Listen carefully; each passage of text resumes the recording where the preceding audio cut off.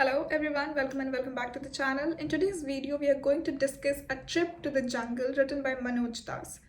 I'm going to summarize the story for you. The story revolves around total 6 characters, okay? So the first one is Mr. Mitty and Mrs. Mitty, his wife. The second one is Mr. Chakori and Mrs. Chakori, his wife.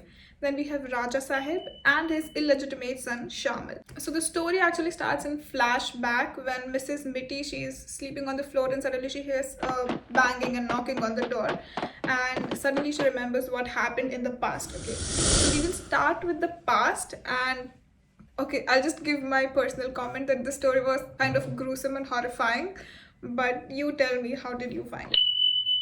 I will not go in the flashback, but I will take it as present, and then I'll tell you what happened. Like these two couple, Mr. Mitty, Mrs. Mitty, Mr. Chakori and Mrs. Chakori. So all these 4 couples, they live in a city and they have come to the village for a change, like a trip kind of thing. During the trip, when they are in the jeep, Shamil is the one who's driving.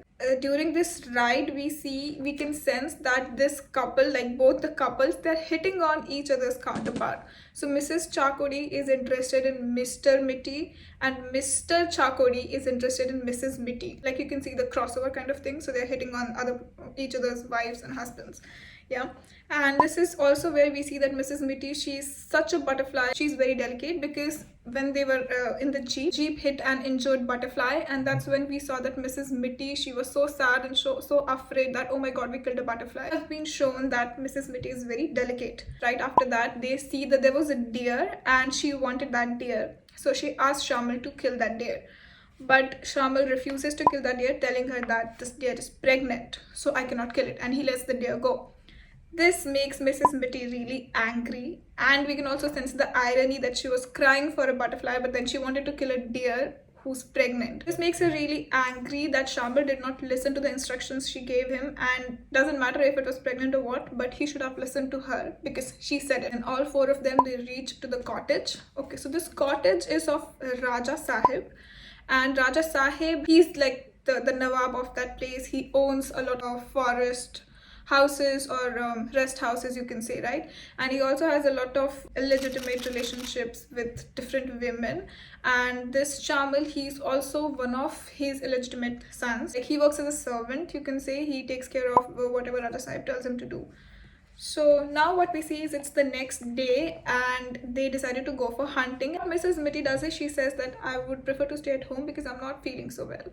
So Mrs. Mitty and Shamil, they stay at home, and rest everyone else, that's Mr. Mitty, Mrs. Chakori, Mr. Chakori and Raja Sahib, they go to the jungle.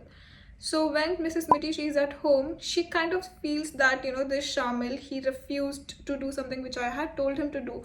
So she tries to seduce him. So she goes and falls, and she doesn't put any efforts in getting up until Shamil comes to her. And even when he comes to her to help her, she just gets up just enough so that she would fall in his arms.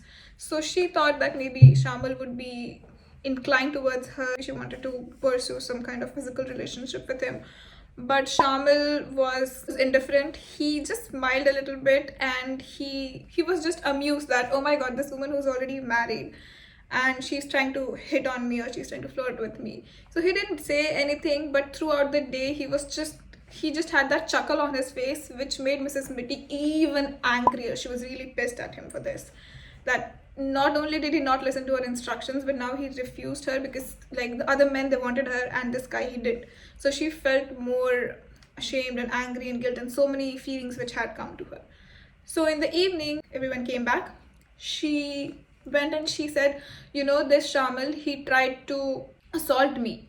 So she lied. She said that he tried to assault me, which made Raja Sahib and everyone so angry. So they went and they started beating Shamil. They locked him up and in the another quarter, and they locked the door. And after this, everyone drank, and their whole plan was to stay drunk and behave like primitive people. So they caught a wild boar. So that's a wild animal, and they caught him and took his pieces and put it in the bonfire which they had lit, and they ate it was half cooked. So they started eating that half-cooked boar, and that's what they did the whole night. They danced, they sang, and just trying to get through the primitive people style. Yeah, and then everyone was drunk, and then they fell asleep. Now what we see is this knocking which was on the door is happening the next day to that. So who came? The watchman came and he was banging on the door that it's the next day and you have to get up, right? So when they are about to get up, one of the guys, he said, okay, I'll open the door and I'll get Shamil out. And Mrs. Mitty, suddenly she goes and she's like, no, don't do it. And then this guy is like, why not? Then she's like, what if you see a wild boar inside instead of Shamil? And this guy is like, no, that could not happen because we were eating the wild boar. And she's like, but what if? Just imagine, what if we weren't? And this guy is like, okay. Then Mrs. Chakori suggests that we can go to the kitchen and see if there's boar, which means they ate the boar. But then Mrs. Mitty said, what if we don't see a half-eaten boar there, but we see a half-eaten something else? And then everyone is just scared. And they refuse to go inside and see in the kitchen. They refuse to go and see inside what's locked up in that room. They just leave from there. The Raja Sahib was also there. So the Raja Sahib also said, okay, it's fine. I'll just tell the watchman to clean these things for me. He has done worse things before. So this is nothing for him. And all four of them, they just left. And that's the end of the story. I hope you enjoyed the story. If you want to listen to the story, I have recorded an audio of the whole short story. It's about 10 minutes or so. I'll leave a link below and you could listen to that audio if you're cooking or traveling or anything, right? So I hope you enjoyed this. If you did so, please like, share and subscribe to the channel. I'll see you guys in the next one.